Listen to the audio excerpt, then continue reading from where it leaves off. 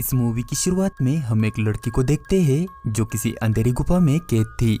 यहाँ उसके फोन में सिग्नल भी नहीं आ रहा था, इसलिए वो वहाँ मदद के लिए आवाजें लगाने लगती है और तभी कोई उसे बुरी तरह से घसीट कर ले जाता है और यहाँ सीन चेंज हो जाता है। अब अगले सीन में हम दो कपल को देखते हैं जो अमेरिका से मैक्सिको मजे करने आए थे। उनमें थे जेब और उसकी गर्लफ्रेंड एमी और एरिक और उसकी गर्लफ्रेंड टेसी।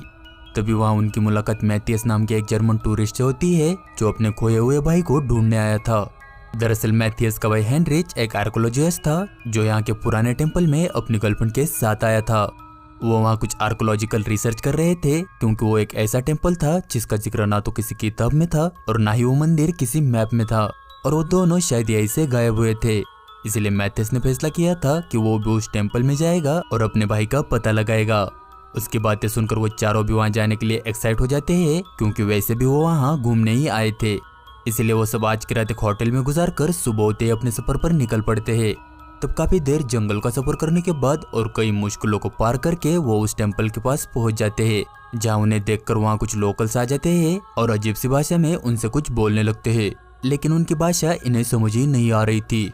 लेकिन उन लोकल्स के एक्सप्रेशन देखकर साफ पता चल रहा था कि वो उन पर शायद गुस्सा हो रहे थे। उसी दौरान एमी उनकी फोटो लेने की कोशिश करती है और तभी गलती से उसका पैर पीछे वाले पौधे पर पड़ जाता है, जिसे देखकर वो विलेजर्स और भी ज्यादा गुस्सा हो जाते हैं और एमी पर अपने हथियार तान देते हैं। ये देखकर उनके ड्राइवर को लगता है कि शायद एमी की फोटो निकालने की वजह से वो गुस्सा हुए हैं।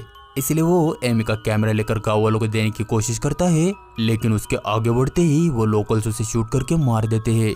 यानी अब तो हद ही हो चुकी थी।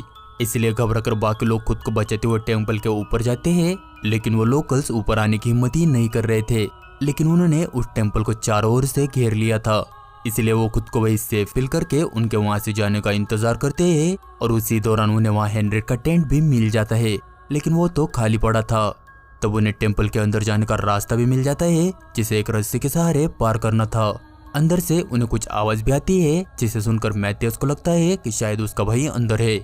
इसलिए वो खुद को रस्सी से बांधकर एरिक और जेब की मदद से नीचे जाने की कोशिश करता है, लेकिन थोड़ी दूर जाने के बाद वो रस्सी टूट जाती है और मैथियस काफी ऊपर से नीचे गिर जाता है, जिससे उसके कमर की हड्डी टूट गई थी और वो पैरालाइज हो गया था।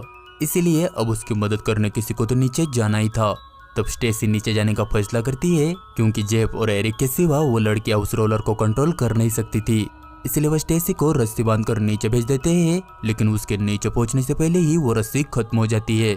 तब स्टेसी देखती है कि वहां से जमीन ज्यादा दूर नहीं है, इसलिए वो उस रस्सी से कूद जाती है, जिससे उसका पैर जख्मी हो जाता है।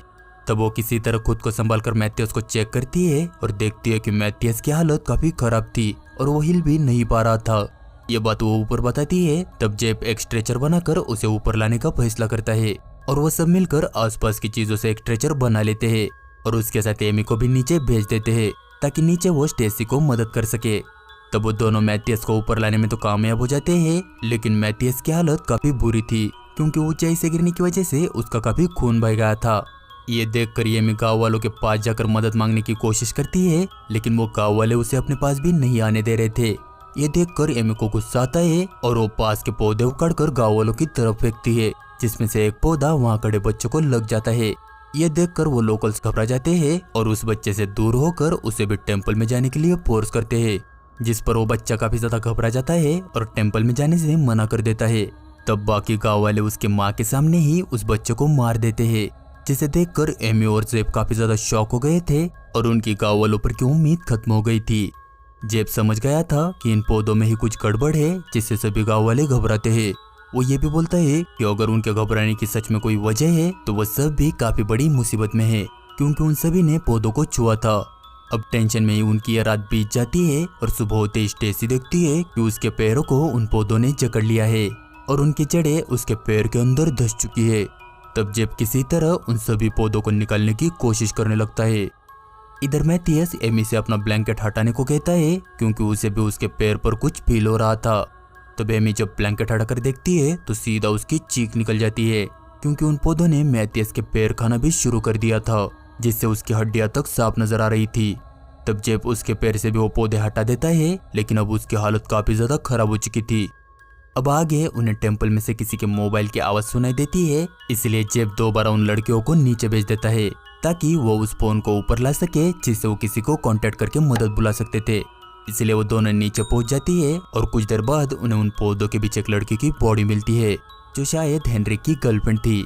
उसी के पास एक फोन भी था जो पूरी तरह से डैमेज हो गया था, यानी ये फोन तो बज नहीं सकता था और फोन की रिंग तो उन्हें अब भी सुनाई दे रही थी। तब वो लोग नोटिस करते हैं कि वो आवाज उन पौधों से ही आ रही थी। ये देखकर वो दोनों शॉक हो गए थे, लेकिन उनके कुछ समझने से पहले ही वो पौधे उनकी तरफ बढ़कर उन्हें जकड़ने की कोशिश करते हैं। इसलिए जल्दी से वो वहां से भागती है और जेफ और एरिक उन्हें ऊपर खींच लेते हैं। अब वो लड़कियां उन्हें सारी कहानी बताती है और बोलती है कि मोबाइल की आवाज उन पौधों से ही आ रही थी, जिससे उन सभी को पता चलता है कि सभी गाँव वाले इन पौधों से इतना घबरा क्यों रहे थे। अब मैथियस भी उन पौधों के इन्फेक्शन से काफी परेशान हो गया था, इसलिए जेफ मैथियस का पैर काटने का फैसला करता है, जिस पर बाकी लोग उसे ऐसा करने से रोक देते हैं। लेकिन जेफ उन्हें समझाता है और इन्फेक्शन ऊपर न फैले, इसलिए सभी लोग मान जाते हैं। तब जेफ एक पैन गर्म करने को रखकर एरिक की मदद से मैथियस के पैर काटने लगता है, जिसमें वो उसके पैर पर पत्थर मारकर पहले उसकी हड्डियां तोड़ देता है और फिर एक चाकू से उसके पैर काट देता है। इसके बाद वो उस गर्म पैन की मदद से कटे पैर की ब्लीडिंग रोक देते हैं। लेकिन मैथ्यू अब पहले से ज्यादा बदतर हालत में था और वहाँ का सारा माहौल उसकी चीखों से गूंज रहा था। वो गाँव वाले भी उसकी चीखें सुन रहे थे, लेकिन उससे उनको कोई फर्क नहीं पड़ने वाला था। तब सबकी आंखों के सामने मैथियस के कटे पैर को पौधे ले जाते हैं। थोड़ी देर बाद स्टेसी भी दर्द से चीखने लगती है, क्योंकि उसे वो पौधे उसके शरीर के अंदर महसूस हो रहे थे। इसलिए वो एक चाकू लेकर खुद को काटने की कोशिश करती है, लेकिन बाकी लोग उसे ऐसा करने से रोक देते हैं। अब अगली सुबह जब स्टेसी की आंख खुलती है तो वो देखते हैं कि उसके शरीर के अंदर वो पौधे हिल रहे थे। ऐसा लग रहा था मानो जैसे कई सांप उसके शरीर के अंदर टहल रहे हो। इसलिए जेफ एक चाकू से उसकी कमर में कट मारता है और उन पौधों को निकालने की कोशिश करता है। तब तक इधर मैथियस की भी मौत हो गई थी और वो पौधे उसकी बॉडी को भी अपने साथ ले जाते हैं। इधर काफी सारी काट-छाट करने के बाद भी स्टेसी अपने अंदर उन पौधों को महसूस कर ही रही थी, लेकिन अब वो लोग उसे इससे ज्यादा काट नहीं सकते थे, इसलिए बाकी लोग बच्चे पौधों को इग्नोर कर देते हैं। लेकिन थोड़ी देर बाद स्टेसी खुद को अकेला पाकर अपने आप को काटना शुरू कर देती है और उन पौधों को निकालने की कोशिश करती है। और जब उसके दोस्त टेंट से बाहर आते हैं तो उसे देखकर शॉक हो जाते हैं, क्योंकि उसने अपने आप को काफी ज्यादा काट लिया था। इसलिए जेफ उसे समझाने आगे बढ़ता है। तब स्टेसी उस पर चाकू से हमला कर देती है, क्योंकि उसके शरीर के अंदर होने वाले दर्द से वो पागल हो चुकी थी और उन पौधों ने उसके दिमाग पर भी अपना कब्जा जमा लिया था। उसकी यह हालत देखकर एरिक उसे समझाने आगे जाता है। तब स्टेसी उसके छाती में चाकू घुसाकर उसे मार देती है, जिसके बाद उसे अपनी गलती का एहसास हो जाता है और वो रो रो कर खुद को मारने की भीख मांगती है। तब ना चाहते हुए भी जेफ उसे भी मार देता है। अब उस टेम्पल में एमी और जेफ ही बचे थे, जहाँ उनके पास सिर्फ दो ही रास्ते थे, जिसमें पहला था कि वो यहाँ रहकर मारे जाए या फिर गाँव वालों से लड़कर वहाँ से भाग जाए। वो वहाँ से भागने का प्लान बनाते हैं, जहाँ जेफ एमी की पूरी बॉडी पर खून लगा देता है और उसे लेकर टेम्पल के नीचे आता है। वो गाँव वालों को ऐसा दिखाता है जैसे एमी मारी गई। इसके बाद वो गाँव वालों को अपनी बातों में उलझाए रखने की कोशिश करता है और उनका ध्यान अपनी ओर खींच लेता है, जिससे एमी को भागने के लिए रास्ता मिलता है और वो मौका देखकर वहाँ से भागने लगती है। लेकिन तभी गाँव वाले जेफ को निशाना बनाकर उस पर अपने तीर चला देते हैं, जिससे जेफ भी मारा जाता है।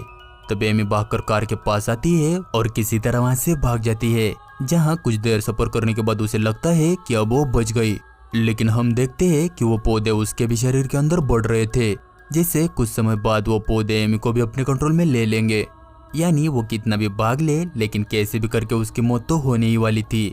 और लोकल्स के लाख कोशिशों के बाद भी वो खतरनाक पौधे टेम्पल से बाहर आ चुके थे। और इसी के साथ ये मूवी खत्म हो जाती है।